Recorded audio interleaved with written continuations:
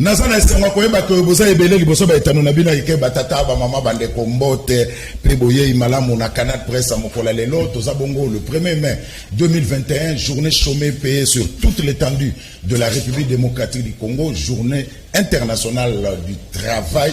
Batata nyonso ba parents bazana ndako baza ko fêter tout le baza ko fêter non bazaka ndako ezali kamuya méditation. Aucune manifestation n'est prévue na journée à lelo boyebi que d'habitude les alagabongo défilé na boulevard triomphal Kasilelo na moni mouvement ezate donc manifestation moko ezate, c'est vraiment dans la méditation au toujours fêter journée internationale du travail. À Kinshasa il pleut abondamment boyebi que na Kinshasa après la pluie c'est le mauvais temps.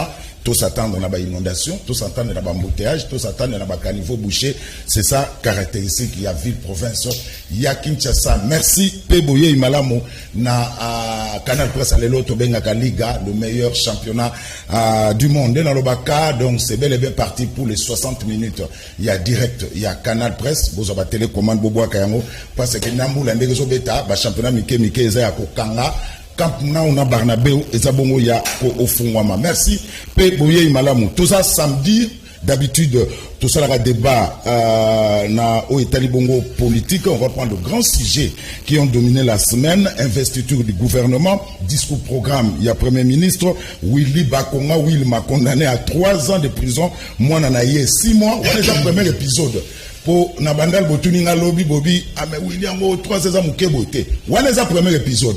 Procès à détournement à fond, à louer l'enseignement, l'enseignement, les salamités. C'est sûr et certain que car reportage il y a la prison centrale, il y a Makara, donc premier épisode nano. Et puis, Fati, le président de la République, a saigné na élève, il y a Beni, Bazon na banda, kuna bango pour bakende école, balongwa, kolalaka na mairie, il y a Beni pour kalater. Voilà quelques sujets qui ont dominé la semaine. Autre débat républicain Ndenge Gauthier Sey Alobaka Nabama bien Amitosa Nabango na Katia Plateau. Kasi bobo sanate ndekozulu bien na Bichilix mode na commune ya Bandalungwa non loin ya bloc commercial Fifi Bachala Zawana boko mana mettre Pablo Escobar a Jabino mesure bolata Bichilix mode na suka na opesa bino numéro pour ebele bazo tuna na opesa bino numéro ya Bichilix mode. Alors 60 minutes de direct, 5 invités, tout à fait normal parce qu'il y a beaucoup de demandes. Fiston Kamanda, Onga, personnellement, Banana Banda Canal Presse, c'est pour la première fois na Mbaye, journaliste, un confrère, Fiston Kamanda, na Pession Mbote. Mbote, merci Ndenge, Bobengi Singa na émission na Bino. Vous avez vu que Bisso Lelo, tout comme une opposition, Bisso Bandi Boto soutenir Ndego Kabila. Donc, tous alliés, on a justement pour dénoncer dictature, dérapage. Il y a régime Oyo, il y a Ndeko Tshisekedi parce que vous avez vu que Makambu, il y a Mabeko Salama Mingi. Il y a une émission na Bino pour na merci Fiso Kamana, je suis très ravi. Na moni que tu as aussi pris du poids, c'est ça. Merci. Yango yo pour tirer mande fo donc système kaka. Yachina. Ah, merci. Nous sommes en démocratie, c'est ta position. Maître Pelende MLC, ça va? Ça va bien Ndeko Zulu. Merci beaucoup pour l'invitation. Na pesi ba co-débatteur na ngambote na régime Obimba et surtout na pesi moté na Jean-Pierre Bemba Gombo Baimoto, c'est-à-dire au peuple congolais a espoir na dévouement ne kulutu na ngambozi wa Gonzalobaka le prophète politique na pesi moté na mama Liliane Bemba place Bazali Mbonzi azala na assemblée provinciale, ça va? Azala wana on a vu la biso kati azobunda je pense que baza par exemple parmi ba pilier ou simbi MLC. Merci Maître Pelende. Alors to partager 60 minutes de Liga donc faut mouiller maillot hein. Tu es déjà bien mouillé. Voilà, Botine est après parce que Botine est déjà après Kalaté to Chababi. Et vous allez Rohinda. Maman Sylvie INC, bonne maman. Merci beaucoup Ndeko Zulu, Nazadia, merci encore na Canal Presse. Oui. Merci d'abord na ba onyo so ba 8 ans na bango ba fandis bo so ba etando ike na bango pona Holanda biso. Na pesi bongo merci beaucoup na parti na UNC o pesa ngai fungo la porte pona sakolaka au nom du parti. Merci. Quand on lobby, fête du travail, oui, mais on ne sait pas dire que souhaiter une bonne fête de travail, parce que moi, pour fêter pénal travail et alité. Mais je pense qu'avec le gouvernement de Warrior, on pourra fêter l'année prochaine comme il faut le 1er mai. Il y a un qui tellement à joie en investiture, on a parlé de fête, tout le monde 5 ministres à ULC. Bon, c'est pas démérité, hein. C'est pas démérité, on est là au service de la nation. Voilà. DTC, patron, il y a après ça, il y a une éthique, nous sommes Mbote Gauthier. Mbote Negozulu, Mbote Naba, co-débatteur Nyonso, Mbote Naba Imbo Kaba, Kotala Biso, Nabandaku, Nazo Pédeka pour la débat républicain. Ah, le débat républicain, au la Canal Presse, au la Liga, au Bénin. Oh, Eza, et le Gonayo. Non, Eza, c'est la Sokoda. Merci, c'est bon. C'est bon, alors, tu as le débat républicain. Alors, il faut aller dans les tests techniques. Donc, le Zulu, Nazali Malamu, la Pessi, d'abord, Maman Sylvie. Moto, l'émission, tout ça, il y a maman, il y a maman plateau. La bande émission, il y a Moko, il y a entouré la maman. La sécurité, parce que la maman va s'y mettre bien. Le pays comme lié à s'entourer là-bas à Mibal. Merci. Alors, je la mettre. Merci. Fiston Kamanda qui est là. C'est la monnaie, ah, de la il a été merci, la vie m'a mis belé dans la RTVS. Et belé dans la RTVS, la chaîne de musique est belé. La petite pour un conseil, l'homme de débat républicain. Merci. À vous, la Monique, pour les tâches techniques et beaucoup. Dans les belés, la sécurité. Merci. Donc, on a déjà protégé ce combat. Merci. Technique et merci pour l'invitation. Merci. Alors, trop de remarques auprès des téléspectateurs. Nani bonne ça la débat républicain. Nengi gotsa le baka. Ceux qui m'ont dit le batika le. Toi éviter aussi cette émission nengi sigla qui lobby. On n'a même pas désannoncé tellement que ça allait au Pesimbombo à Boyawa, Bazin, Chiba, Bolodjoa. Donc aussi cette émission que ça bien. La téléspectateur va aussi là. Bayoka, Nini, nous bien dans la zoloba. Et ça c'est ce qui maman c'est pas zoloba, mais t'es pelé dans la zoloba. So maman c'est pas zoloba, n'est na monification comme on a papier na bic. Comment? Tant que vous avez parole, n'attend on a au salut toilettage technique. Parce que ceux qui sont tout autour du même moment, et ça a bien été. Merci, Théo Maleka depuis Belgique. Vous savez, on a remarqué, on a Joël Bouloba depuis Londres. Vous savez, on a remarqué, on a Bobine de Bozolo, fan de Sapena, ma bien amena Brazzaville, de quoi m'aider, au besoin d'un abysse au à mon ali. Merci, Nabino, pour ma barema. Alors, tout ça, pour la émission, on a image moko. Nabili moko, la bandi, Olandaki, na Nikoneleki, na Canal Presse, un Congolais. Basalaki na mouvement bobi que Mikolo toi na période de confinement. Toi la période de couvre-feu plutôt. Couvre-feu va plus de 21h comme à 22h. Mais Congolais on a 22h les kaki, plus tard na policier na babenga na barrière, plus tard na bango, les soldats zalaki bien été. Yango to boyaki ko tia maloba wana na télévision pour zalaki bien été et ça a soulevé tolère ko sakanate et enfin boyabake ndeko Congolais on a asengi dolimbisi. Trêve de bavardage. Kamwa na lemba Congolais à Sani Bolimbi c'est Maleka qui na barrière. Bonjour, je suis Tismomba. Je viens éclaircir la vérité sur l'incident qui s'est produit le 25 avril 2021 au checkpoint de 24. Tout d'abord, je tiens à présenter mes excuses au chef de l'État car le nom de membre de sa famille a été mêlé pendant que moi je ne suis qu'un simple citoyen et je n'aimerais pas que le nom de la famille d'autrui puisse être sali. Je demande pardon au corps de la police et je demande pardon à tous les parents qui ont suivi cette vidéo choquante. Surtout aux mamans. Les mamans, me voici vous présenter mes excuses. Je n'ai fait que retorquer aux insultes qui m'ont été adressées. Et je vous demande pardon. On a insulté votre soeur, ça m'a fait mal. Je n'ai fait que protéger mon père, un homme âgé de 71 ans, qui était victimisé. Je ne pense pas qu'un enfant aurait pu le laisser l'abandonner, tout en sachant qu'il est un homme de son âge, peut être diabétique, hypertendu. Et ça m'a vraiment fait de la peine de voir comment il a été brutalisé. Je n'ai fait que le protéger. Je n'ai fait que venir à son secours. Je tiens aussi à présenter mes excuses à tous ceux dont la vidéo a choqué.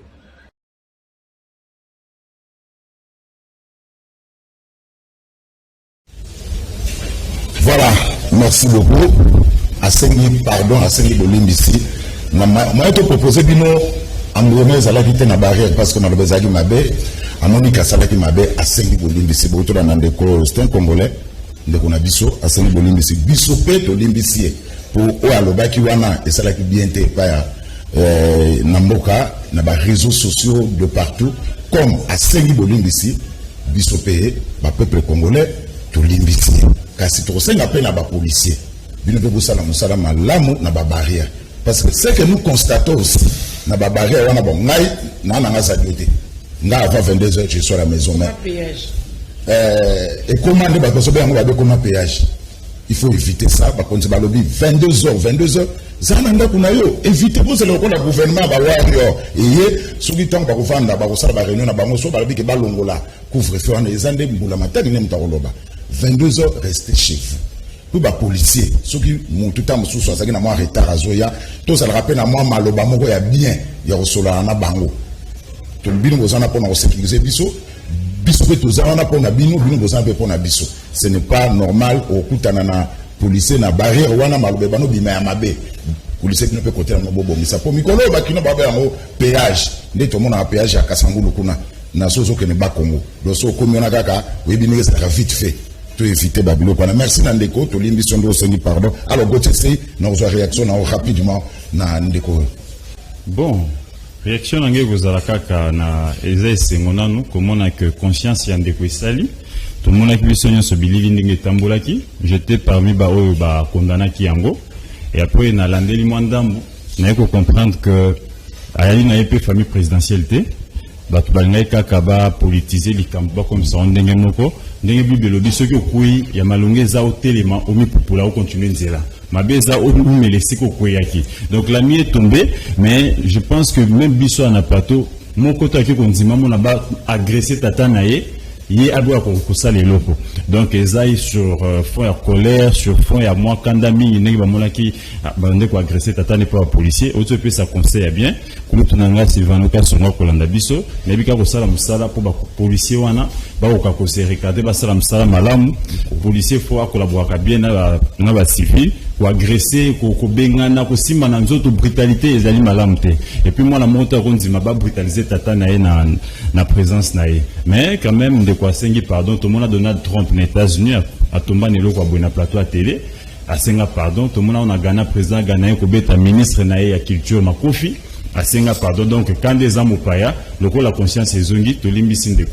Merci. Alors premier sujet investiture du gouvernement Fisson Kamanda Norbandanayo, le gouvernement a été investi pour ce Oyo mais question d'habitude ce qui gouvernement est premier ministre Sali discours programme après ça la débat on a premier ministre a 48 heures pour Aya couper ça babiya non ba préoccupation ya ba député mais il y a tout on n'a pas tout le monde en noté et que tellement vite il y a eu 4 demandes de parole mais on a accordé qu'à 10.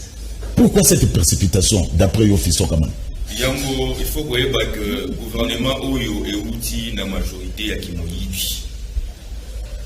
Bato ya union sacrée topende ko Tshisekedi pona kotanga ko mona parce que yazali mokonzi mboka yenda zali ko kamba union sacrée tanga monique azaki na mwa mikakatano aluki ndenge nini ko yiba ba député ya FCC okomona tanga ba yiba député ya FCC ba créer loko na bango wana ezalaki d'abord illégal parce que oyebi que ndenge zali wana soki majorité parlementaire va déclarer un mot déjà na début ya législature ba ko quitter ko changer majorité wana kasi tango ba ndeko ya union sacrée basali ni na bona ndinga kimoyibi et loko nini ekizingala kina biso kozela na union sacrée o lelo baza majoritaire na kati ya parlement po bango lelo baye ba justement na kosala makambo selon ndenge mibeko ya mboka esengi et quand vous savez ngai makasi komona ndenge nini ba investir gouvernement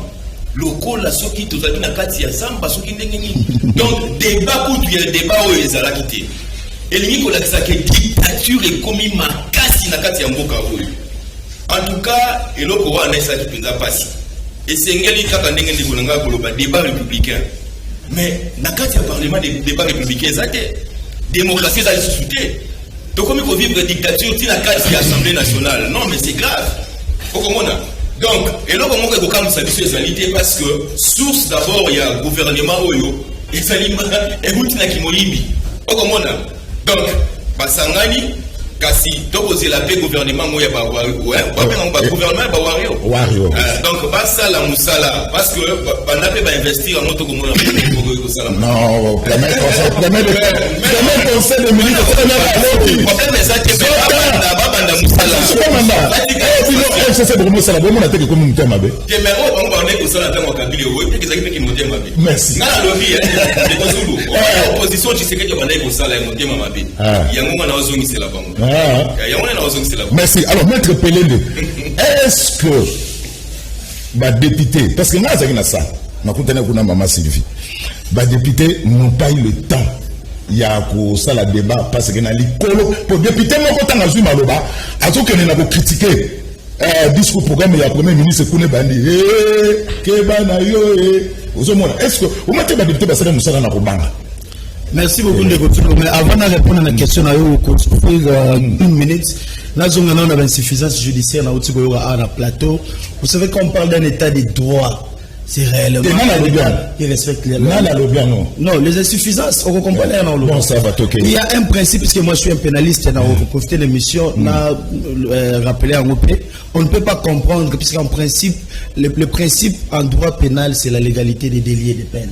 Ce n'est pas pour rien que les législateur prévoit des faits en infraction et prévoit une sanction pénale. On ne peut pas comprendre quand il y a flagrance. Au regard, il y a policiers. Ou il y a punissable devant la loi, vous venez vous parler de pardon comme si on était dans une église. Ça ne se passe pas comme ça. Non, voilà, c'est là qui déjà pardon. Ce n'est pas le sujet du jour. La solution est prévue pour réparer la société. Parce que c'est très important. Ceux qui te remis au Québec, il y a foi, église, alors que Mamboka. Pardon libère. Mais c'est que ça va aussi un peu pas débat. Libérer Bango. Bon, pour la zone on a débat, c'était juste ma brèche mon afungolaki. Pour la zone on a débat, je pense que d'abord on aurait ça de côté Awa. Si aujourd'hui nous sommes dans cette révolution institutionnelle, auto-basculer majorité, c'est parce que nous étions face aux réfracteurs, nous étions face aux personnes malveillantes au Badalaki contre les intérêts de la République. Je m'étonne vraiment avec quel courage la Kabylie à la plateau pour continuer de défendre la Kabylie. Non mais écoutez, c'est une honte. On devait plutôt les voir comme les Mobutistes, des gens qui n'ont plus rien à dire à ces peuples aujourd'hui. Au moins, dans le même discours, tu sens qu'il y a un vide dans l'essence même de l'espoir de ce que la République doit attendre. Je pense que Bissot tout dans la Katsamboka Oyo, tout le sa chance, na Oyo et sa éventualité pour na intérêt à Moka. Gouvernement est aussi qu'on a installé, mais ça serait incongru dans moins de 3-6 mois, tout va projeter échec ou bien bilan gouvernement. C'est être trop. Excusez-moi, le discours mon là. C'est être trop méchant. Il faut laisser le temps d'observer, laisser le temps de voir. Puisque au moins, dans les cas d'émission de les piliers, les axes importants au gouvernement soulignés. Et ça, c'est la sécurité à l'Est. Mais il faut quand même donner cette chance-là aussi, comme on a comment l'État congolais doit s'impliquer pour éradiquer ma ramener ce dans l'Est. L'économie aujourd'hui, ça m'a le compte dans le là qu'on a accès à évoquer. Les réformes électorales, ce sont les mots et les problèmes de ces pays que la Kabylie a organisé, entretenu pendant 18 ans en laissant des situations catastrophiques. Je pense qu'aujourd'hui, ils n'ont pas de leçons. Bah, c'est terre. Faut qu'on pendant 18 ans. C'est là. Comment vous n'avez pas la parole. Christophe est là.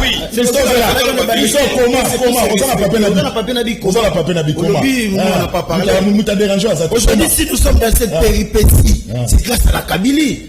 Surtout même Nakamaramba Est et tout ça. Vous nous avez dit que Bosco Tagande était congolais. Yemora qui a CPA lui qu'il était rwandais. Et il y en a plein encore dans l'armée. Tous ces gens que nous avons connus, arrêtez quand on parle du Congo, vous avez suffisamment détruit le Congo. C'est grave, c'est un crime contre le Congo organisé par la Kabylie.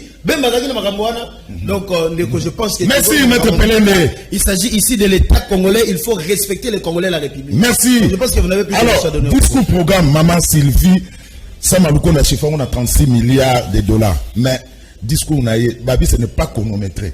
En 3 ans, est-ce que Sama Lukonde sera relevé par des défis Oyo alobaki on a un discours programme na 3 ans pour tout les gars na to ba 2 ans pour une année électorale. Est-ce qu'il saura relever les défis? Merci pour la parole, mais avant de répondre à la question, on a éliminé la zone. Au moins ça sous toilettage. Effectivement, je dois le faire. Non mais il est courageux. Je dois le faire. Et ça passe pour des gens qui y ont lobby. Et ça haine. C'est-à-dire mouté mamabé. Il y a des hommes ça mouté mamabé. Or, à l'époque de la Kabylie, le peuple bandor c'est qui mouté mamabé, le peuple a réclamé son dû. Le peuple bandor réclamé au hasard en besoin.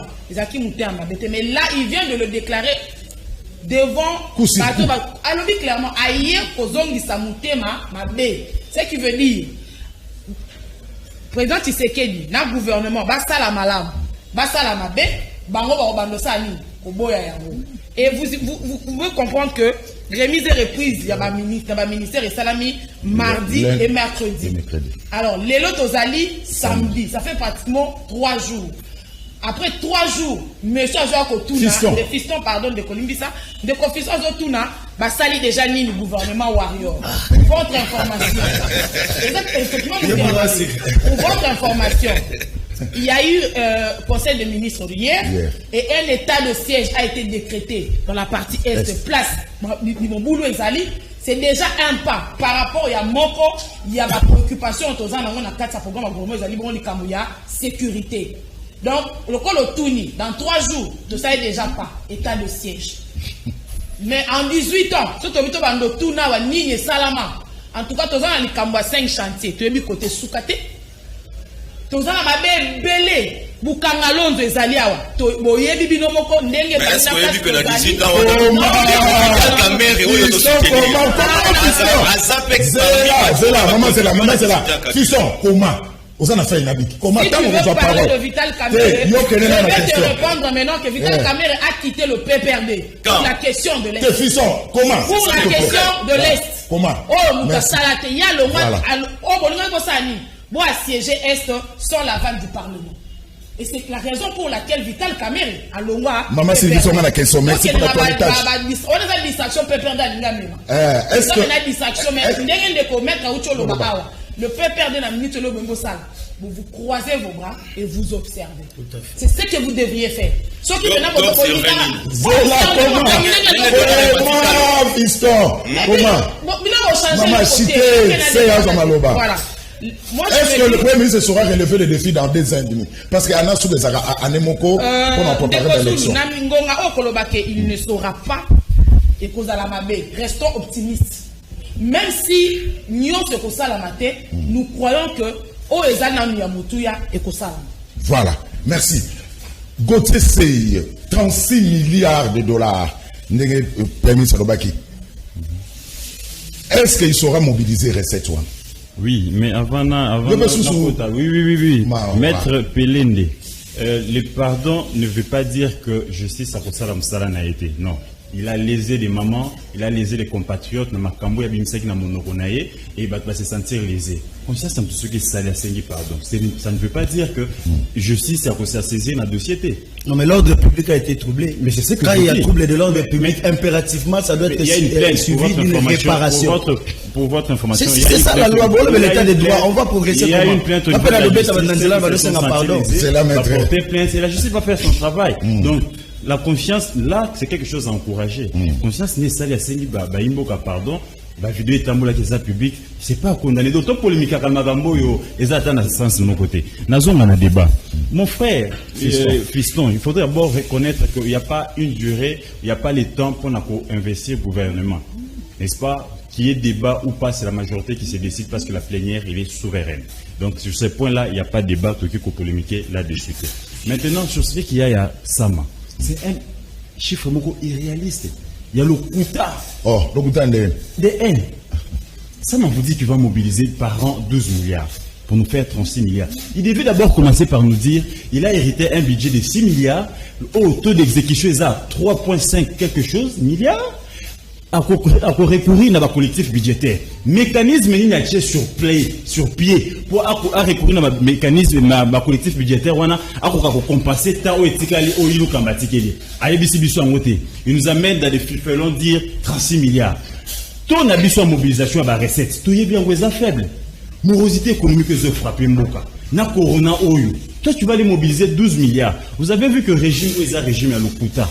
Herbaye, gouvernement Sama, est proposé 5 milliards. Et plutôt Ilukamba. 5 milliards pour le budget. Mokonzi Mboka na batonaye babite, biso photo mobiliser 11 milliards. Et FMI Banque mondiale babengi bambes boni. Ici comme côté na mokili oyo. Oh ba matin na budget de 50%. Croissance année ni bosani. Isolate.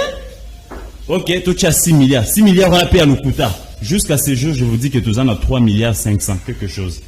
6 milliards à pas me quitter. Yo sama oye, oye ça 12 milliards par an. Et dans le moment coronavirus, on ne peut pas s'attendre à quelque chose dans le gouvernement. C'est un gouvernement d'abord et bandit dans l'Okuta. Il va se fixer 320 axes. Chers frères, Nathan Moutou a 2 ans et demi. Année les années électorales. Donc il a 1 année et demie. Comment va-t-il faire? Comment peut-on ça Imboka? Oh, nous avions besoin de 3 choses. Pour ça, il y a sécurité dans l'Est. Pour ça, amélioration à la vie sociale. Amélioration pour ça, pour Bakokate. Bafuta paye régulièrement. Bakongole bafuta ma règlement salaire maigre pour louer début du mois naté. Bafuta régulièrement. Toi, les 15. Soit aux les 20. Au moins, chaque électeur, on a réflexion qui. C'est tout ce que nous attendons. Mais il y a des deux. Maman Lobby, ni de tout ça, basali état des lieux. État des lieux, état des sièges. La violation, il y a un texte toujours. Na landeli, na bengi batanga na parlement. Ndeko bahati ibagite. Oh, Mobé Kolobi na 144, 145. La constitution est le biboui. Pour déclarer état de siège, et Sengeli président consulter premier ministre, et Sengeli président consulter les 2 présidents de chambre de parlement. Yo monimbo ce mon premier ministre bahati à réalité. Bino ke vous décréter état de siège. Et puis il y a des violations. Il y a des violations. Donc vous voyez que na schéma moko du gouvernement Sama, on ne peut pas s'attendre de quelque chose. Aussi longtemps que la possibilité de réduire le nombre et matisse des nombres à battre. Tu as 4 vice-premiers, 9 ministres d'État. De quoi PPRD ne doit pas se plaindre d'investir au gouvernement. Pourquoi? Parce que nous avons occasionné investir au gouvernement à PPRD. Liken Kasongo, ou qui n'a mentionné, à Senga qui va investir au gouvernement le même jour. Donc c'est le PPRD au accord. Alors je vais il y a union sacrée. Donc il faudrait dire qu'il y a à boire et à manger dedans. Merci, pour le gouvernement Samba, c'est une croix. 36 milliards, ils ont le quota à Europe, ça dit sur un. Merci. Yves Bouya, quand Louzolo Bambi dit que 15 milliards et Kendaka n'a pas beaucoup abattu. Celui qui va récupérer Mbongwana. Vous avez dit que ça m'a beaucoup de payer le fait. 36 milliards, ça peut aller aussi. Le Zulu na le Belakayo na Mikolele Kaki que gouvernement ya Samachou ngai Yves Bouya na rotika jamais on dit marayango. Yves Bouya moni bino pe batu. Vous ça politique. C'est ça Yves Bouya tu es congolais. Pourquoi ne pas donner la chance? Le peuple souffre. Le peuple souffre sangai. On s'est peuplé. Et là, ils ont gagné tout ça pour dire que j'aime beaucoup. Ils ont gagné ils ont pour dire que j'aime beaucoup de ma baie. Dans le cas, je mets ma main à couper. Gouvernement, ça marche. Et aussi, le côté. Tout n'a pas tout bazoloba. Il est très tôt pour critiquer le gouvernement. Comment ça? Il faut tout critiquer parce que afficher le programme d'action du Parlement. Sur base du programme d'action du gouvernement, Bisso Baïmbo faut critiquer déjà. Première critique, Utiwapi. Programme d'action a chiffré à 36 milliards de dollars. Bandera lobby, oui, tu peux critiquer parce que c'est déjà dévoilé l'opinion et bien. Public et bien. 36 milliards de dollars. À raison, dans le poteau, 12 milliards là. 12 milliards là. Premier fait, le Rosoul, dans le lobby, 12 milliards là. Il ne connaît pas si à lobby à Rosambo ou à la Mosona Falanga na Wapi. Dans le contexte, il y a crise ou il y a corona. Il aura cet argent. Neko Pepe Lungaya. Bacha Bidjo na plafond, il y a 11 milliards. Qui va quitter la 4 milliards. En ressources propres à mobilisation, 2 milliards. 2 milliards, monsieur, c'est Outa et pas bailleur externe. Pour concrétiser 4 milliards.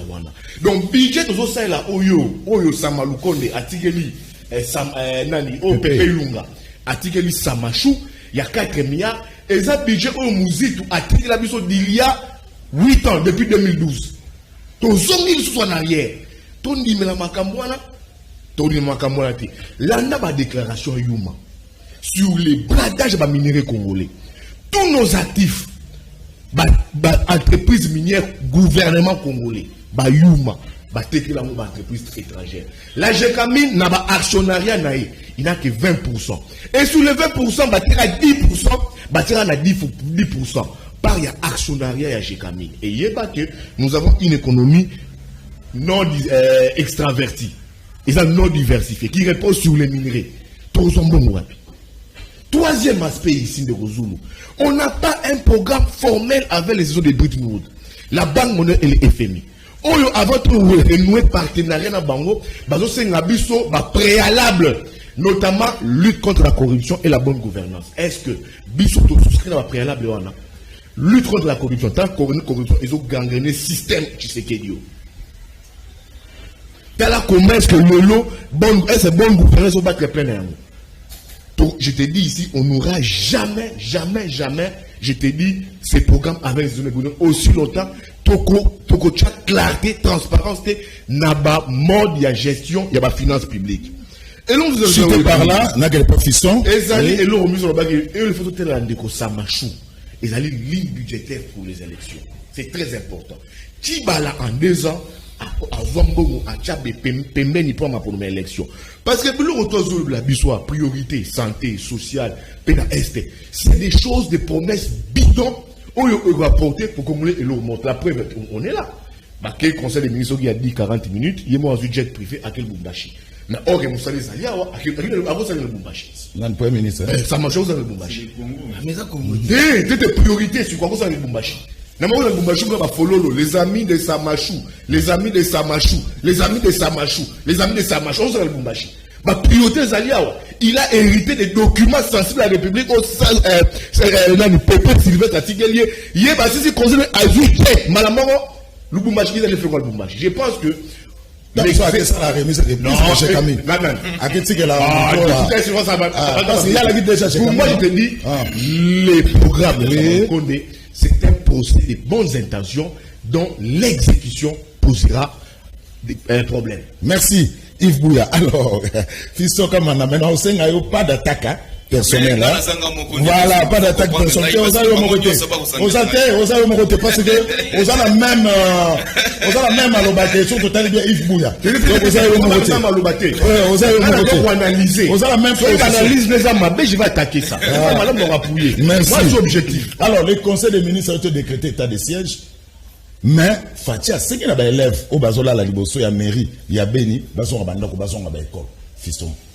Moi, je pense que c'est un affaire. Sur le toilettage, au sein du toilettage, et pose parce que le président de la République avait tout d'abord promis d'installer son QG là-bas à Béni.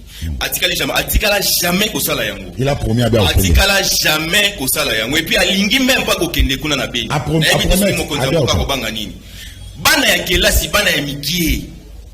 Basali ko sala ba marche de protestation pour ba yeba ko senga na mokonzi mboka ayeba na ko respecter maloba na ye moko alobaki parce que mutatinda ki mokonzi mboka ayebisa bana ya Béni ki akokeni ko installer ki jeune ekuna azati okomona sikoyo eloko ekamwi singa d'abord ndenge ba policier ba bandaki ko beta bana wana ba gaz lacrymogène et puis ba kangi bana misusu ba koti wana boloko bana ya mikie ya on a ça complète c'était na likambo ya dictature na kati ya mboka oyo pona ko yeba ko lobela siko makambo ya état de siège ndenge ndeko nanga utai ko loba awa oyebi que normalement il fallait que président de la République aille ba ko consulter premier ministre c'est vrai ba ça qui conseil des ministres le premier ministre mais est-ce que basolola kinande ko bati lukwebo est-ce que basolola kinande ko mboso est-ce qu'il a informé bango officiellement et totikali komona trace moroté où ils a kolakisa que réellement mokonzi mboka ayeba kina ko contacter batouana avant à proclamer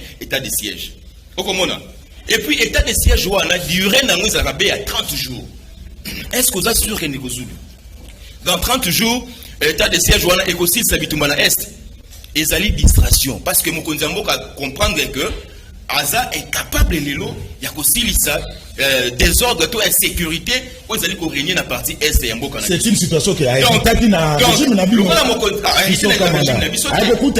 Parce que insécurité lelo eza lelo na Ituri na Beni et tikala jamais ko zana kati ya mboka o. Okomona atel ko hérité insécurité mon côté que ono Kabila tikala tant Kabila tikala mboka asi wana ko bazali ko continuer ko tabatu mitukuna. Makambo wana ezongi betan Tant ndeko Tshisekedi a su pouvoir.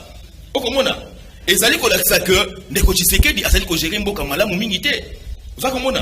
Azali ko gérer mboka avec légèreté. Parce que ndenge zawana insécurité lelo bandeko na biso na est baza ko vivre lokola banyema. Bana mike bazali ko réclamer que kimi esonga na mboka wana. Est-ce que ezali normal lelo bana ko beta bana wana ba fimbu, boy ba ko beta ba gaz lacrymogène, boy ba ko kanga bango. Ngai ta que parents ko sala ngai pasi. Na invité soki ba konzi ba ko kamba biso bazali na mitema penza ya bomoto. Parce que loko makambo ko leka lelo na est kuna ezali makambo la monter. Okomona. Donc état de siège na yo wana wa proclamer ezali justement distraction ko distraire biso parce que biso tozali ko zato mona mokonzi mboka akende na Beni akende ko installer ki je na ndenge ye moko mokonzi mboka la kali parce que azali mokonzi tanga mokonzi azali koloba normalement il doit s'assumer. Vous allez comment là? Moi je pense que l'idée à malamu ezali ko kende ko installer ki je kuna ezali makambo ya ba o état de siège parce que dans 30 jours a durer na ngwe ko sila. Voilà, merci. Maître Pelende, est-ce que l'intervention à l'armée kenyane est une solution pour nous ressources à Kimiana Est? D'abord, avant de il faut que Félix Tshisekedi et l'IDPS la lutte armée. Ils ont toujours été pacifiques, ils ont comme le pouvoir. Ils ont pour défendre l'opinion, mais c'est pour dire que les tueries, groupe rebelle dans l'Est, ce n'est pas Tshisekedi qui a amené ça. Alors il faut avec légèreté, aux censés assumer responsabilité. Il y a délabrement, il y a couche, il y a armée pendant les 18 ans de Kabila. Vous êtes les seuls responsables, en commençant par vague et mouvement AFDLEA. Vous avez été malhonnêtes en infiltrant des Rwandais dans notre armée. Dimension insécurité dans l'armée, le président ne peut pas s'hasarder. Les locandés Yozoloba à ce Pélissayo et le mandat c'est pour 5 ans. Donc arrêtez avec ces pitreries, distraire la population, parler des choses graves, jeter l'État en pâture avec beaucoup de légèreté. Donc je pense que dans le lobby, vous devez vous taire, observer. Les lots quand on a volé plus important économiquement. Mais il faut arrêter de stigmatiser, surtout donner de l'espoir au peuple à travers tout ce qui est comme enjeu politique pour l'intérêt à la population. Le Congo pourrait être l'un des pays les plus riches au monde. Les locaux évoquent Mambouya, Luzolo Bambi, on a 15 milliards. Mais lobby, l'évasion annuelle, c'est plus de 1000 milliards. Alors, comparer un grand pays comme le Congo avec de tels potentiels, pour tout ça, on a un potentiel, au même sur exemple, le barrage Inga. C'est un barrage qui peut alimenter toute l'Afrique.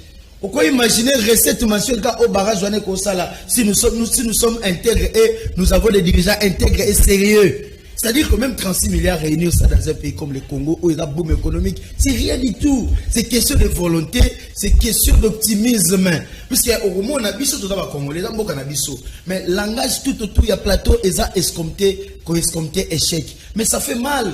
Ça fait mal pourquoi? Parce que nous sommes dans une espèce de transition politique toujours parce que nous sommes en train d'évacuer la saleté que Kabila a laissée pendant tout le temps. Voilà. On a constaté ce qui est unique au monde dans une législature, la majorité basculée. C'est-à-dire que ce sont des faits révolutionnaires. Il faut interpeller même la communauté internationale. Le mal est caractérisé par la Kabylie qui a hypothéqué les entreprises de l'État. L'État n'a plus rien.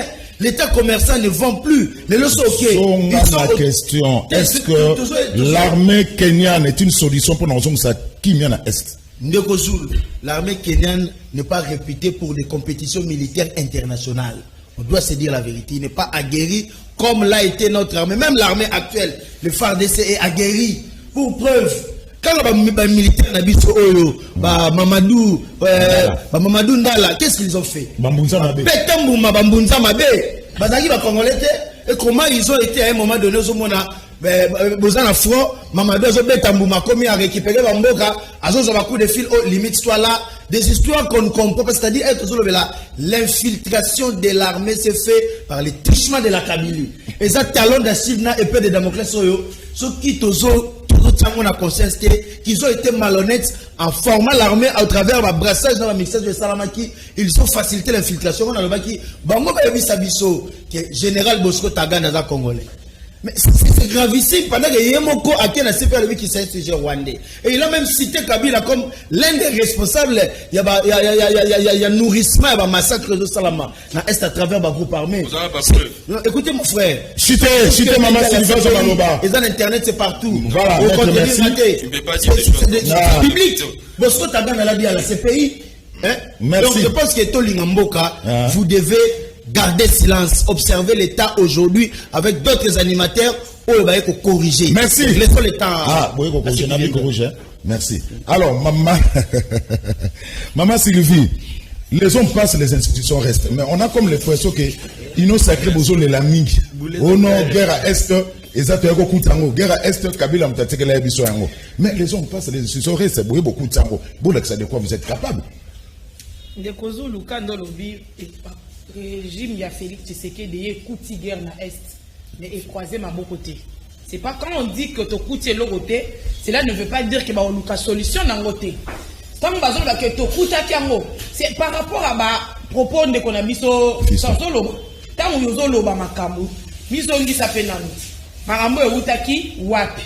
Mais quand ucho loba azotanga ba comme il y a des autorités militaires. Mais les dirigeants armés, James Kabahari, il était ici pour notre armée. Chef d'état-major. Chef d'état-major.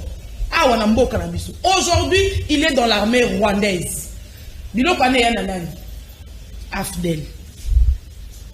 Afdel n'a pas peur des Arabes morts. Et on connaît tous la suite. Quand vous mettez à critiquer, oh, ils ont ça la massicole. Faut n'entendre Eutaki Wapi. On ne va pas dire que tout ce qui est fait par le régime Tshisekedi est bien. Surtout, na makobeta masolo, ya kosala solo qui jalo lote ya kozipa mabete. Tozo ba fobo lo ba bola samute ya malam koloba o ezo salama na opena nous et salamité. Guerre ezali. État de siège salami. Comme vous le dites là. Et toza na situation moko exceptionnelle. Bana bangwana balali bande malebele. Lelo moi je condamne du fait que ces enfants-là ont été réprimés dans la gaz lacrymogène. Ça ne devait pas se faire ainsi.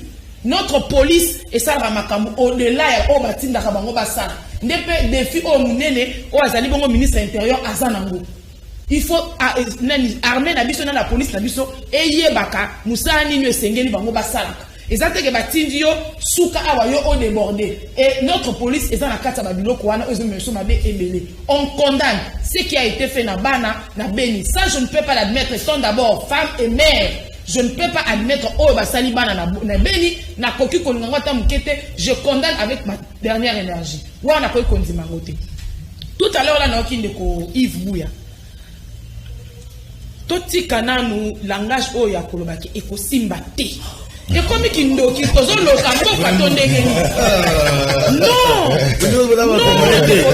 nous sommes des Congolais, nous devons croire au changement. Quel pessimisme. Nous devons croire au changement, mon frère Yves. On ne doit pas dire que quand nous avons bien à Samachou, ça ne marchera pas et qu'on a la bonne. Non, donnons au moins nous sous ces accords. Nous avons une intention au bon, mais tant que bateau, osez la ebonga. Nous sommes peut-être parce que tous linga ebonga. Tout ce qu'on est là oui. Nous sommes tous humains. Nous tous parfait na mnoka osala azate. Mais on se dit moi était à muto ça n'est la sécurité sociale, éducation. Dès que c'est fait, les trois makamouana so kaka basali yango Congolais pour respirer. Merci. Donnons moi la chance. Merci maman Sylvie. Tout ce qu'a discours ya kolobake ekosimba te, ekosala maboete. Avec Mobutu Ekosimba te, Zosimba kate. Kabila le père aye Ekosimba te, Zosimba kate. Toye lelo na Kabila oh le fils de 18 ans Ekosimba te, Esimbi pe kate. Lelo to comme na Félix Ekosimba kate.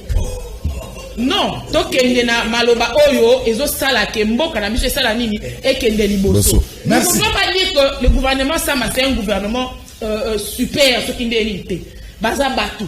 Accompagnons-le. Nous devons les aider, ces gouvernements, à faire mieux. Nous devons aider ces gouvernements. Il faut combattre la corruption. Oh, les hommes, il faut tout le bango. Tout le monde a corruption. Mais tout le monde a Argentine. À nos mêmes à les tourner. Ce sont des choses que nous devons dénoncer. Merci, maman Sylvie. Alors, la situation à Malam, on a gouvernement. Ainsi que le président Félix Tshisekedi Bassala Moussala, mais tout le monde a beaucoup. Merci. Gauthier, qu'est-ce qui manque na biso? Bagoum Sarmana Bazo Bena frappe.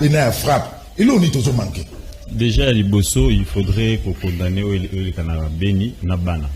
nakoyoka baimbo ebele bakomolo bana na bazali instrumentalisé bana wana boy manipulé c'est non wana yali kozala logique na yo moko te mwana wana moni tata ne kokufa mwana moni mama ne kozala violé olingi mwana na komandeni il faut qu'on m'a révolté bana bakie ko revendiquer bazosenga ba revendication bango eza fondé balingi te classe bango ekatana balingi bakenda classe régulièrement nde bana Kinshasa bakendaka nde bana Mbushima bakendaka et pendant que ces enfants là réclament le gros bakomi instrumentalisé oyana eza soni et komona réaction à police na biso ndenga réprimander bana wana maman moto tsolo belo lekana Kinshasa il faut vraiment que on rééduque notre police.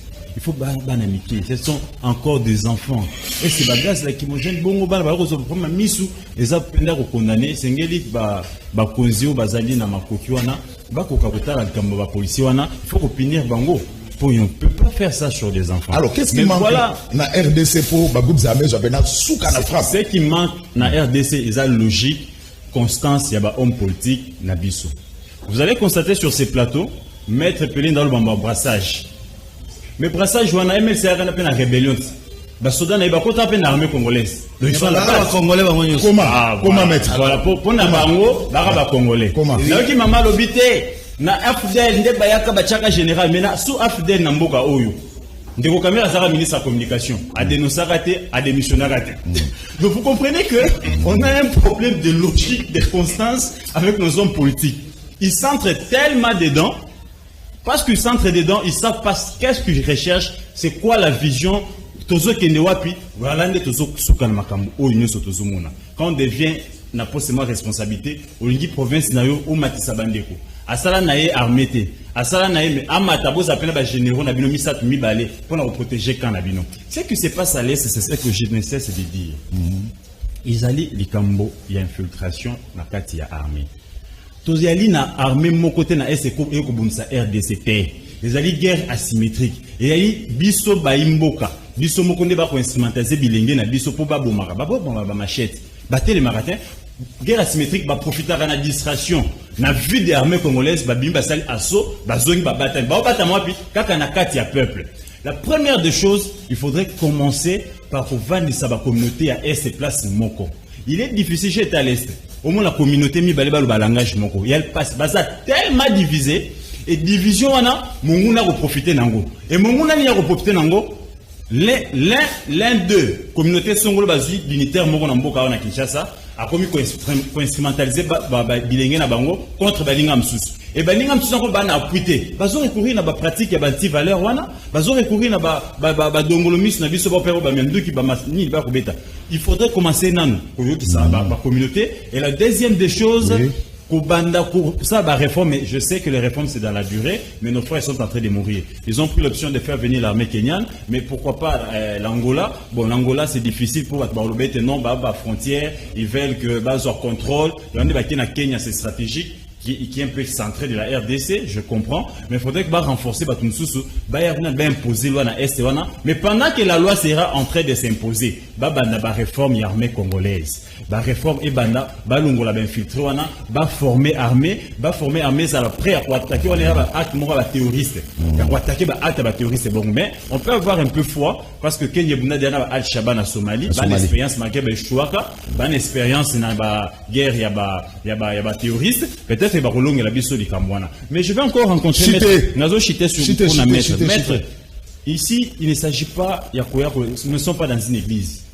Quand nous disions que ça est Simbate, c'est par rapport à un fait programme présenté. Non, mais Yuma Lobby, Bongo Zobunga, 15 milliards, tout ça, mais tout ça, ça ne va pas se bloquer parce que tu as la volonté. Ça va se bloquer avec des réformes. Les réformes, c'est dans la durée. Il faut reconnaître qu'on prenne du temps. C'est pas dans 2 ans, 3 ans que lui va nous amener 12 milliards. Et nous disons que ça, c'est démagogique. Et pour que ça arrive, je comprendrai dans 6 ans, dans 10 ans. Ok, il peut arriver à faire ça. Parce que pour qu'on a bouché de l'eau, on a fait contrer si là, contrat d'entreprise étatique au Bateka, minéraux Bateka, contrat de si là, réformer le secteur ou autrement, investir, baya, mbokwana eya, tala bloc on est tiaram. Ça bénéficie à qui de Konanga Zoom, ça ne bénéficie pas aux Congolais. De 1, tous en a usine à fabrication de téléphone à Wate. Bozo non, bo casser ba téléphone pirate. Ba téléphone pirate, c'est une sorte de fabrication de téléphone. États-Unis, Amérique, na monango kuna. bango basala bango parce que bana ba entreprise na bango fabrication ya téléphone balingi te yo mutu alibanda oya na téléphone ya mabe na kati ya mboka na bango bana ba critère ya téléphone ya ndo mona ka téléphone oti États-Unis za ndenge msusu et oti Europe ya ndenge msusu ba chinois ba kota kana ba téléphone te critère na biso yango ça bénéficie au pays. Maintenant tous ba téléphone ya double SIM 4 SIM au monde mutu avec le même téléphone a foutu 4 fois un projet lancé à la va-vite, il n'y a pas un soubassement juridique, une loi. Sous ma bunda ba initié une loi sur RAM1 taxe wana. Taxe morote ba chassa mobeko. Mais merci Gauthier, merci. Donc il y a autre forme d'escroquerie. Donc comment on mais c'est quand des taux servir. Merci Gauthier.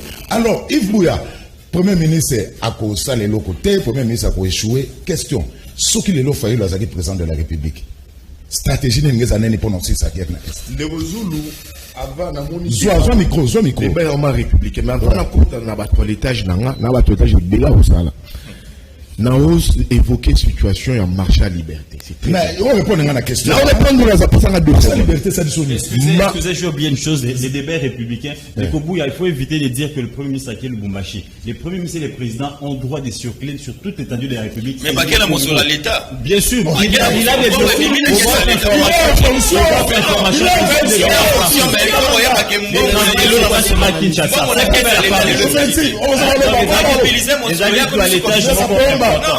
à Lubumbashi, à Kisangani partout, les présidents peuvent s'installer partout et les premiers ministres. Ils travaillent partout parce qu'ils ont des bureaux partout sur toute l'étendue de la République. Ça, c'est une loi. Merci. Alors, Yves Bouya Zomaloba. Il change de salaire au PPP. Il veut d'autres pas de chao. Aya Warrior. Warrior, mais nous avions. Oh. Marc Ambozo, les canards marchés à liberté de Kozou les aggraves. Mission d'enquête pour un doublé. Maman Fatouma Salene. Maman a chef coutumier. Fatouma. 18 ans d'Iran à nous qui était. Batindi mission d'enquête.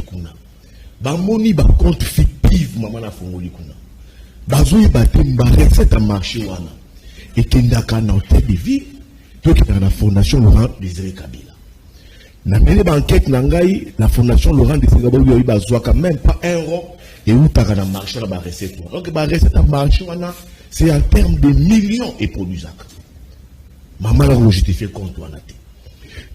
Une partie de l'administrateur syndicaliste va porter plainte dans le parquet à Matete pour la justifier les comptes fictifs. Tant que le bimbo qui est dans la fondation musée. Il va le retracer le compte, retracer le compte. Je te dis, il va saisir IGF, va saisir présidence. Mais pour élucider le compte fictif, c'est grave. Mais on a compris l'information. Cette maman-là est protégée selon ma source à créer un député provinciaux. Eux, ils sont chimaillés pour la longue. Il y a 18 ans. Les députés provinciaux, je vais citer les noms demain après-demain. Mais dans l'entretemps, il y a un climat malsain.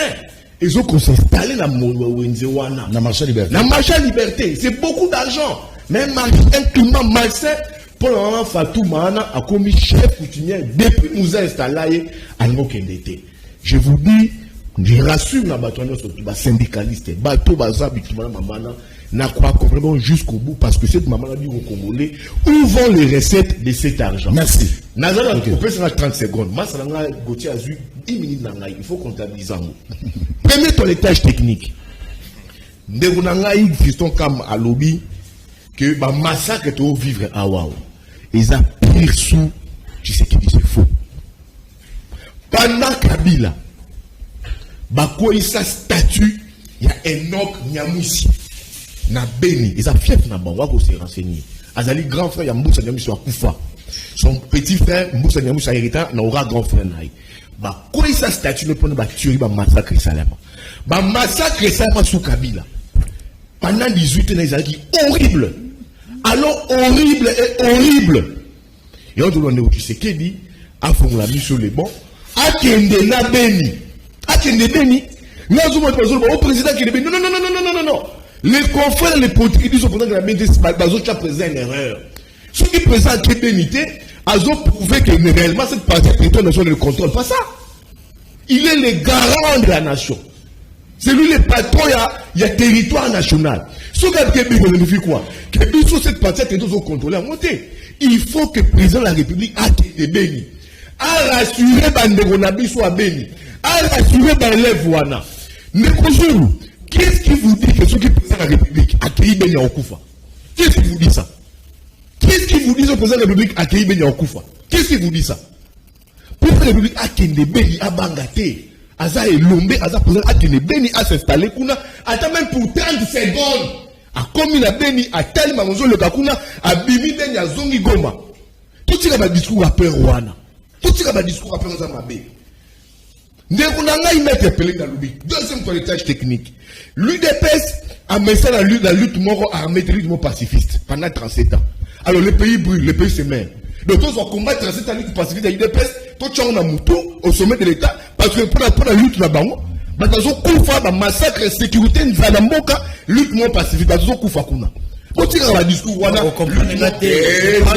question des responsabilités. Transition, les pays dans la transition, transition sur quoi? Et le monde a dit de transition signifie quoi? Cette transition, ça signifie quoi? Une transition politique, ça signifie quoi? Tu sais que d'après ta serment, ça signifie quoi cette transition? Ça signifie quoi une transition politique? Le pays c'est même dans une transition politique. Parce que la discuté. Balobi de Mouawa, de Rozou, Yves Bouya Naza, Moto, Mamabe, Timambi. De Rozou. Na Timambi. Na Nini, na Congo. Timambi, na IDPS. Na Pessi, ma fait Awawa. Personne a contredit ma fait. Un débat, c'est des faits. Na Pessi fait pour Yves Bouya, quand on a mal parlé. Mais nous avons une économie non diversifiée. Qui répond sur les minéraux. N'a pas si un exemple à Glencore, beaucoup s'est renseigné, Vanna la Gémin forte. À Soma, part actif à Gécamine à 223 millions de dollars. Et puis quelques années, on a 13 milliards de dollars. Merci. Mais l'État congolais n'a même pas actionnaire dedans. On va évoluer comment? Merci. Là, je suis dans l'armée kenyenne. De Kozulu, l'armée kenyenne, Bazama, casse la Roparata. Nani? La Roparata, quoi? Athlétisme. Athlétisme. Dans une médaille en Afrique, pays montre l'Afrique, les bons repartent. Dans une médaille, si tu prends la course, je te dis, mon année, mon saranati. Même notre armée, le Congo, elle est plus forte que l'armée kenyenne. Les deux. L'armée kenyenne de Gochazo Boussane, Batina Bango en mission dans Somalie, l'opération Shebab. Bakina Kop Yamakala. Il y a charbon, Kop Makala. Merci. Yves Bouya, on répond. On répond à la question. Au Salika, tu as des tâches techniques. Fayoulou. Non. 5 secondes, Fayoulou n'est pas en action. Il n'est pas aux affaires. Non, s'il était en action. Mais c'est ça la question. C'est la question. Je t'ai dit. C'est bien écrit. Il est capable de répondre. Yo lobby si. Il est de décider. Il a lobby si. Fayoulou, il n'est pas en action.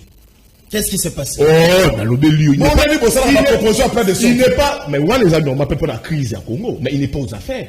Non, mais si il est aux affaires, il fallait toi si les laïers à mener action. Merci. Les gens qui sont aux affaires, c'est l'UDPS, MLC ensemble, UNC, AFDC, Oyoba au partager bilan. Merci. Fayou n'est pas aux affaires, merci. Alors, à comme aux affaires,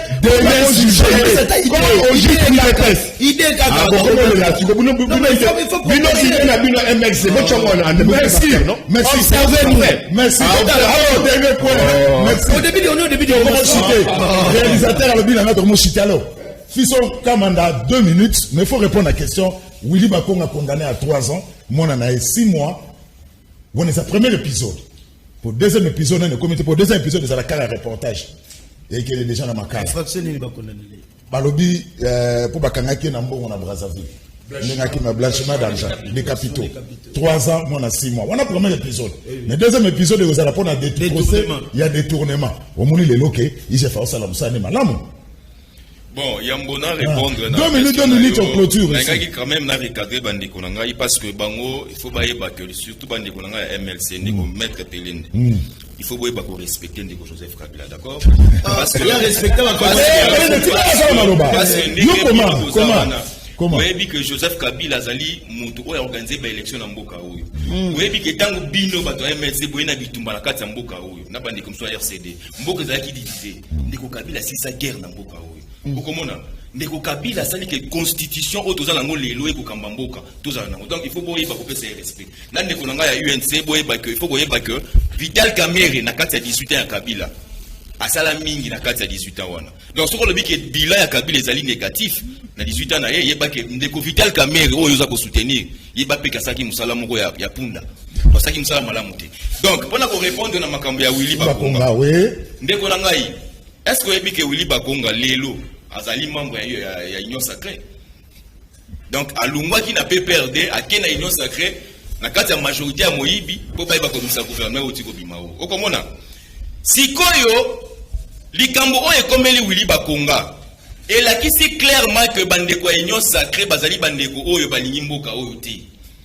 Bazali bandeko oyo bako travailler justement pour la kotondisa ba poche na banque parce que un ministre oyo za ko bima d'abord au katsa fleuve Congo.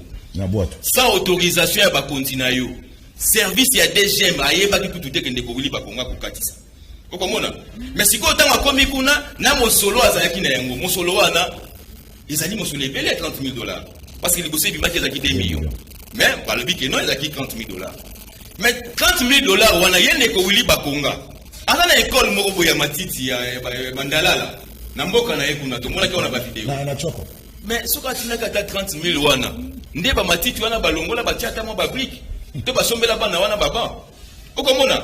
Donc makambo to ti komona oyo le ngiko ba te ko na chef ko sa musala. Soki bandeko oyo soko moki parke akangi ndeko Willy Bakonga to cour de cassation ezali soni. Parce que ndeko ba ti lukwebo sénateur président ya Sénat. Oyebi ka uti ko réhabiliter nani mandat ya nani ya Willy Bakonga na Sénat.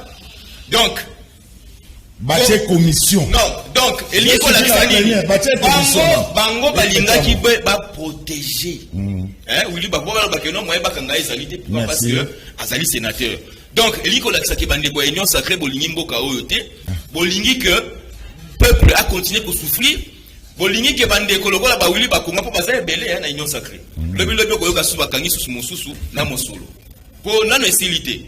Mais eloko biso to ko na dossier Bakonga ezali makambo ya makambo ya bana kelasi to pe makambo ya nini ba enseignant wana otoka ki non gratuité enseignement. Donc ki non ba détourner ba mbongo ebele. Parce que gratuité enseignement wana ezali la kati ya bilan ndeko Tshisekedi.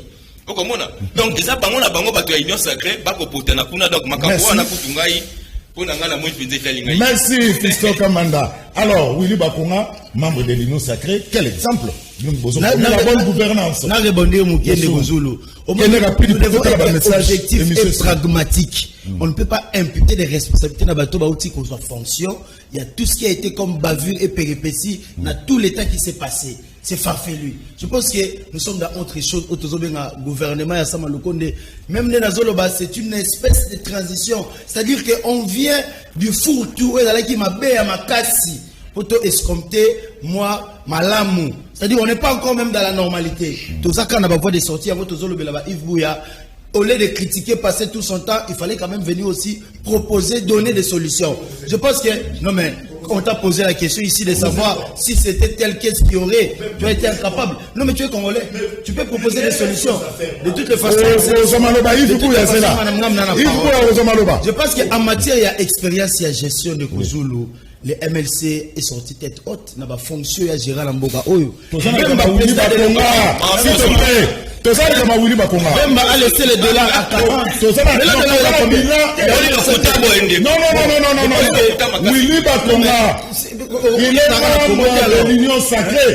Binombozo prenait la bonne gouvernance. Quel exemple? Tout à fait. Voilà. En principe, il fallait qu'il va juger na kimil des infractions. C'est-à-dire, il fallait qu'il va 21 ans en prison, puisqu'il y a flagrance. Azakuna en prison. Mais avant de condamner pour une infraction, il fallait pas ça la cumul de faits infractionnels. C'est-à-dire, il fallait qu'il va juger une seule fois. N'est au sein après dans la stade, n'a pas la classe batala, tout le peuple. Va réunir le chef d'accusation, va catelayer et qu'on même 30 ans de prison. Il y a un homme qui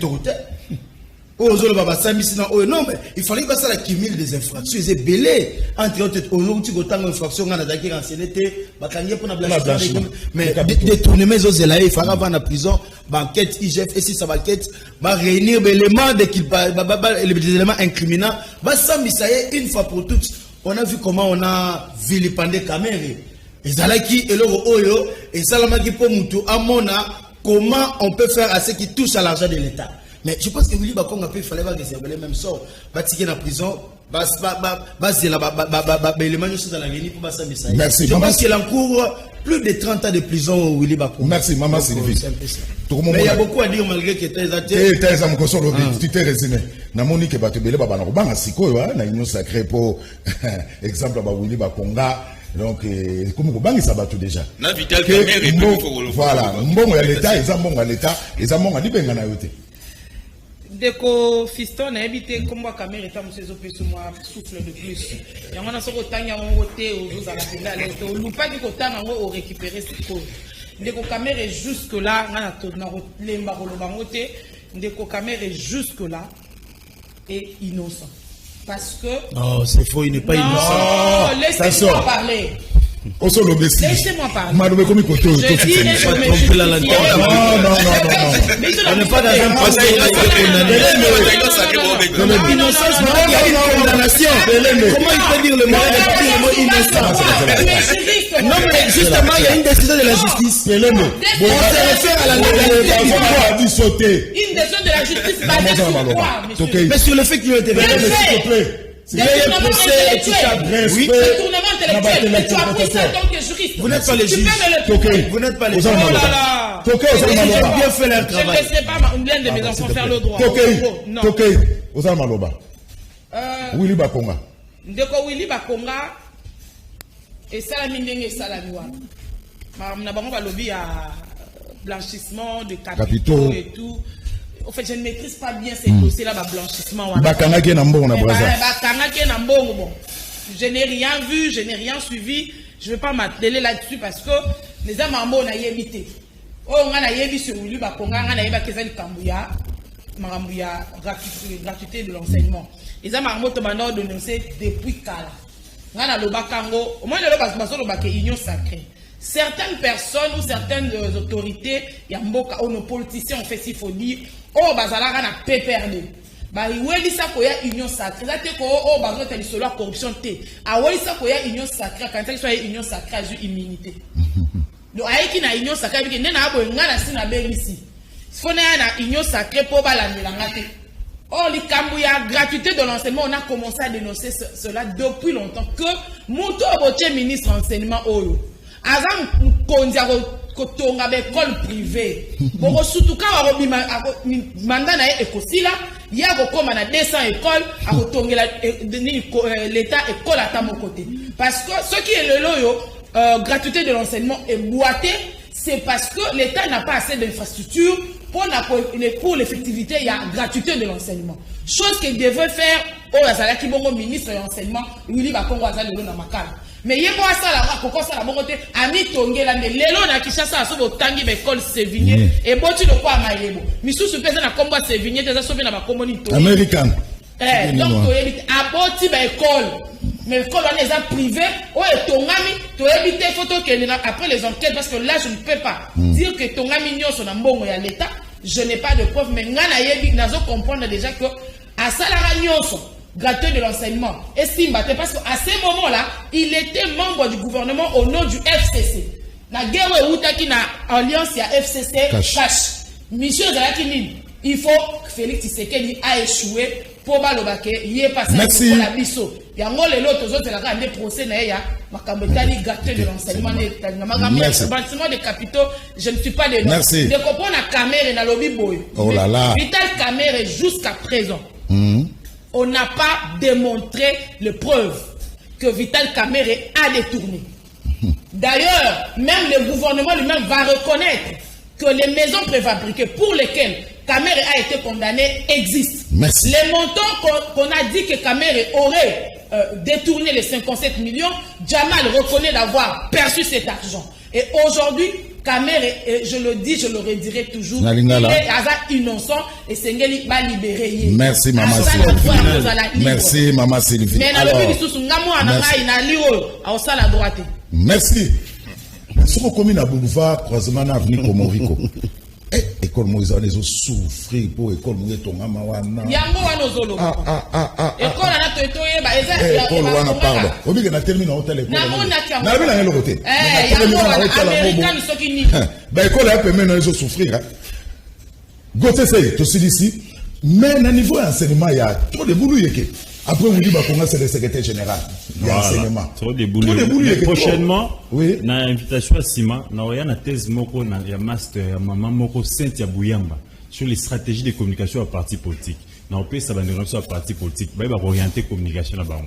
Mais na koloba boui. Avant de commencer, madame, tu ne peux pas sur un plateau de télé les gens qui nous suivent, les enfants, nous sommes censés pour le babo solo pour éduquer bana. Il y a déjà un arrêt qui condamne des gros caméras. Tu ne peux pas dire que caméras, s'il vous plaît. Mais il y a un arrêt qui existe. Il y a une décision qui existe. On en a eu de 20 ans. Il y a une condamnation qui existe. On a dit oui, amen. Maintenant, écoute. La peine n'annule pas la condamnation. Débat républicain, causer la cassation et ce qui cassation, je pense, pas la cassation. Et surtout, nous sommes au pénal. Voilà. Mais cela ne m'interdit pas de m'exprimer. Cela ne veut pas dire que Ezalba Koselaki, Ezalba Saïgwe, aussi en tant que ma krata de Alikambu, on dit qu'il est condamné. Alors, évoluons. Il n'est pas innocent, il est condamné. Non, il est innocent. Enseignement. Nazali Moto, Oyo, Nabandara, Nazali très impliqué dans le dossier AFPST. Oui, Biango, Nanekonanga Ibouya, Nabandara Kolobayango, Tongo Midi, pourquoi? Bakoki ko kanga bato bajisaka na 3e degré te, batika ministre, na secrétaire général. Pourquoi? Secteur wana ezaka na ba service. Et ba service nyonso wana ezani pyramide.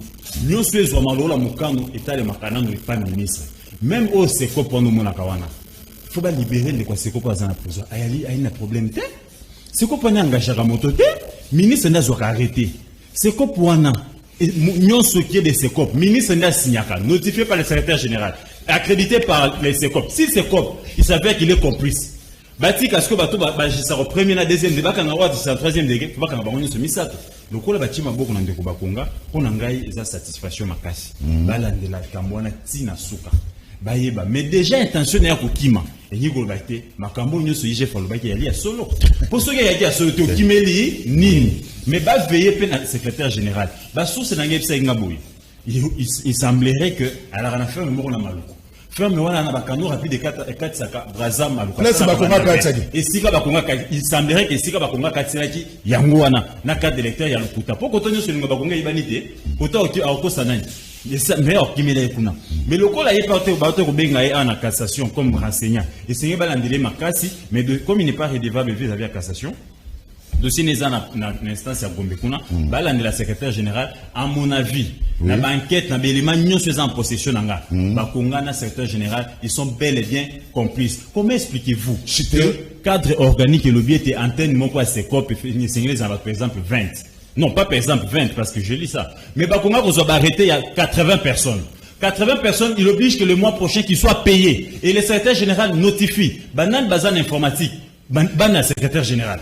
Na finance na nzakuna ndekwa bakonga bolingi ba passer msala mingini donc bon justice a chapena loboko bakoka ko libérer ba innocent bato ba tchekuna na prison au ba sala 3e degré mais ceux qui bazaki complice na dossier wana bango nyonso ba courir mais na ba enquête na ngai les deux coupables wana ne ba bomi secteur ba gratuité enseignement alors ministre wazaki wana yango pe na ngana loba vice ministre ndeko abane kwa assumer intérim atira ko dénoncer tam ko monter loi ni rumbungu et c'est ngait ba nommé Didier Boudimbo c'est ngait ba nommé na ministère moko il y a hydrocarbures c'est ngait batika ina parce que à cause à la cité d'une manière ou d'une autre si ko lokola ça dans l'immunité protégée par parlement et qu'on soit tamolai donc il faudrait dire que secteur wana Boudimbo a dit à prendre l'intérim plusieurs fois à titre de dénoncer le côté Azan va conseiller avec na dire kaba Azan quand même au courant nyonso va et publicité va na RTNC les gardiens de la gratuité Boudimbo boni gardien ba chobo bien koti yo c'était merci alors on est là et mon ami que na misa batuke c'est bakonga mutazako bloqué gratuité enseignement Yves Bouya aussi ça mais les collèges techniques ndinga fiston. Non, il il voulait proposer ça. C'est là. Il faut des critiques. Il faut critiquer ça. Il faut poser ça. Nous devons proposer ça. Il faut passer. Là, nous avons merci beaucoup pratiquer la gouvernement. Proposer mon cher. D'abord, à lobby, Kabila a réunifié Mboka élection tout consort. à tout le monde a divisé là. Réunification congolaise avec le Kabila. C'est un schéma imposé par Kabila, la communauté internationale. Donc, on va bien Babaya, Baroubé, Babayaka. C'est ça, la photo de Kabila. Ce pays n'allait pas être réunifié. Et puis, élection, on regarde quelles élections. Tous les cycles, tout qu'on était 2006, 2011, 2018. Bembaya Abunda. En 2011, je sais qu'il a gagné l'élection. Impérium. 2018, Fayoul gagne les élections, tout le monde a affecté des yeux. En 2022, la journée. Tout ça, ils ont un cycle au Kabila organisé. L'élection m'a BO. Qui ne sait pas qu'en 2006, Bembaya a gagné l'élection? Qui ne le sait pas? Qui ne sait pas? Faut tout dans la foi en la vie. 2011, Papa Tshisekedi a gagné l'élection. 2018. 2018, Martin Fayoul a gagné l'élection. Tu as constaté, mais quand l'élection Kabila organisée, il y a trois cycles électoraux. Tu as repéclé ma bourre, c'est quelqu'un qui va disparaître dans la nature. Alors, Willy Bakonga, c'est le prototype de l'homme congolais, de l'homme politique congolais. Les prototypes, philosophie, c'est les prototypes de l'homme c'est les prototypes de l'homme politique congolais. C'est quoi? Ceux qui va nommer au confondre responsabilité et privilège. Pour nous, on a commis mon konzi, ngai, banana, famille, lia, namela. C'est pas que Willy Bakonga, c'est toute la classe politique. Même dans le nouveau régime ici, Willy Bakonga, dans le nouveau régime, dans le régime à Tshisekedi, il y a des Willy Bakonga, bateau dans la tombe, bateau dans la champagne, bateau dans la champagne, tout, bateau dans la champagne, bateau dans immeuble à Videuil, bateau à Paris, Bruxelles, Kinshasa, la jet, la journée moko. Ils sont là. Et c'est une race à décimer. Ça, c'est pour Willy Bakonga, bien sûr. Les monter par la gestion Kabila. Les monter par la bateau, la Tshisekedi pendant 2 ans. On va arrêter des gens ici. On va arrêter des gens. Donc c'est pour dire que les cas Willy Bakonga, et ça dit prototype, il y a l'homme politique congolais, et ça a changé. Pour en appeler, c'est quoi? Mettre Pelé dans le lobby, Tokom Nebandeli, Bojije Mboka, Félix Sayitala. Un président de la République n'hérite pas des problèmes. Il est censé les connaître et à trouver ma solution. C'est un président de la République. C'est ça, une république. Si on a la République, on a besoin de l'arrêter tous les jours, on arrête l'église. C'est il faut qu'on a moni pamboli na yo, on a moni mariage, on a moni visa. Non, non. Un président de la République n'hérite pas des problèmes. Il les connaît et il est censé retrouver la solution à problème. Donc, schéma, on a besoin de schéma à l'église. Non, mais nous alléluia, amen. Alléluia, amen. Donc, MLC, quoi? MLC, ensemble, AFDC, UNC, Baza censé, il y a retrouvé solution à problème congolais en lieu mais c'est ce qui s'est fait, mon cher. Merci. Mais 3 jours seulement, il y a la solution. Merci. 3 jours, on a la solution.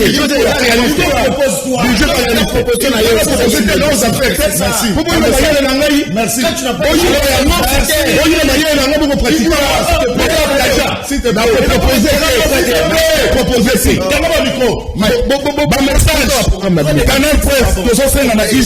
Asala musala parce que Willy Bakonga et ça kaka échantillon baza ebele ba fongola miso kimbangu na unikim ndeko zulu ko sala soda na Congo eza mabe polisumu parce que na baka courant ezala raté pour soit courant il faut foutre 80 000 francs congolais voilà snel ayoki wa sous scandale snel na la police a sali mabe na est akokaki kokanga bana ya classe T parce que revendication na bango eza réel to lembi union sacré parce que même gouvernement ba wario et ko sala elo côté il faut yaza na raison pour nani les politiciens baza mitema mabe ba pe sa chance na union sacré na place ba pe sa chance ya ko réussir pour RDC que ne liboso pe ezwa développement ya bien yebisa Fisoka Manda, souffrance autozomona, et ça résultat à 18 à Kassi, Fati à Kossi Sayango. Voilà. Ngekozulu soki ebandeleza bien soukape ekozala bien. Mais oh il y a union sacrée ça déjà mabé. Au monde a pu pondu, il y a 2000 francs boîte bidon à mafuta et ko pesa nini. Tolingi to ba situation ya Willy Bakonga pour la situation de justice. Papa, na banzo le Hollandais émission. Willy Bakonga ça makala, ba 4 ans ou 3 ans. Voilà premier épisode, deuxième épisode des Oya. Batu ya pe perdre fiston.